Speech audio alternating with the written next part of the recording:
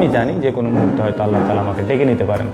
আচ্ছা, আমি কেমনে আপনাদেরকে বোঝাবো, কেমনে বললে বুঝবেন? কারণ আমার যে রিপোর্টগুলো আছে কোনো স্বাভাবিক রিপোর্ট না এগুলা। আমার হায়াত কতটুকু আছে আমি জানি না, তবে শরীরের কন্ডিশন বলে হয়তো আল্লাহ তাআলা দুনিয়াতে আমাকে হয়তো বেশি দিন রাখবেন না। আপনাদের কি একটু মায়া লাগে না ভাই? একটু মায়া লাগে না? আজকের এই ভিডিওটি শুরু করছি একটু ভারী মন নিয়ে, কারণ এখানে কোনো নাটক নেই, কোনো গুজব নেই, এমনকি ভিউ বাড়ানোর উদ্দেশ্যও নেই। একজন মানুষ যখন নিজের মুখেই বলে খুব বেশি দিন বাঁচব না, তখন সেটাকে হালকাভাবে নেওয়ার সুযোগ আর থাকে না। এই কথার ভেতরে লুকিয়ে থাকে একজন মানুষের ভয়, তার অনিশ্চয়তা এবং জীবনের সঙ্গে নীরব লড়াইয়ের গল্প।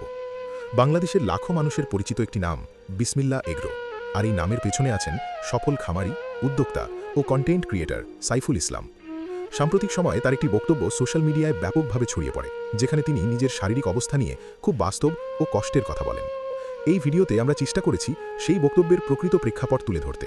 এখানে কোনো কিছু বাড়িয়ে বলা হয়নি, কোনো তথ্য গোপনও করা হয়নি।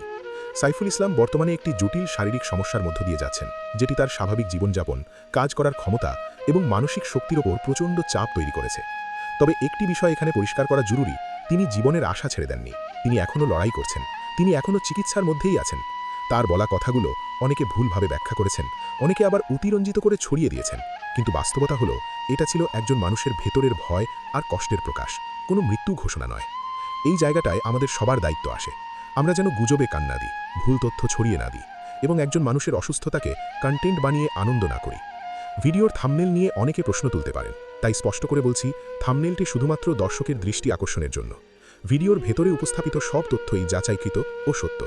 আমাদের উদ্দেশ্য কাউকে ভয় দেখানো নয়, আমাদের উদ্দেশ্য কাউকে ছোট করাও নয়। আমাদের উদ্দেশ্য শুধু সত্যটা পরিষ্কারভাবে তুলে ধরা। সাইফুল ইসলাম আজ শুধু একজন কন্টেন্ট ক্রিয়েটর নন, তিনি হাজারো তরুণের অনুপ্রেরণা। একজন মানুষ কিভাবে পরিশ্রম, ধৈর্য আর বিশ্বাস দিয়ে নিজেকে গড়ে তুলতে পারে, তার জীবনের গল্পই তার প্রমাণ। এই কঠিন সময়ে তার জন্য আমাদের দরকার সমালোচনা নয়, দরকার দোয়া, দরকার মানবিকতা। আপনার মতামত কমেন্টে জানাতে পারেন, কিন্তু অনুরোধ, ভাষায় যেন সম্মান থাকে। ভিডিওটি যদি তথ্যপূর্ণ মনে হয় তাহলে লাইক দিন, আপনার বন্ধুদের সঙ্গে শেয়ার করুন এবং এমন দায়িত্বশীল কন্টেন্ট পেতে চ্যানেলটি সাবস্ক্রাইব করুন। শেষ করার আগে শুধু এটুকুই বলবো, জীবন কখনোই নিশ্চিত নয়, আর মানুষ সবচেয়ে শক্ত হয় তখনই যখন সে দুর্বল হয়ে পড়ে। এখানে আরেকটি বিষয় খুব গুরুত্ব দিয়ে বলা প্রয়োজন।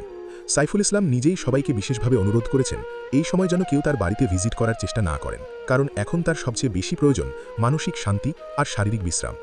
ডাক্তারি চিকিৎসার পাশাপাশি যদি তিনি কিছুটা রেস্ট নিতে পারেন, তাহলে ইনশাআল্লাহ তিনি আবার আমাদের মাঝেই সুস্থভাবে ফিরে আসতে পারবেন। তাই আমাদের সবার উচিত ভালোবাসা দেখাতে গিয়ে তাকে বিরক্ত না করা, খোঁজ নেওয়ার নামে অপ্রয়োজনীয় চাপ তৈরি না করা।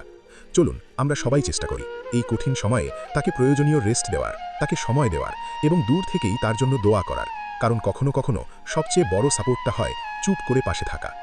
সবাই ভালো থাকুন, সুস্থ থাকুন, আবার দেখা হবে নতুন ভিডিওতে।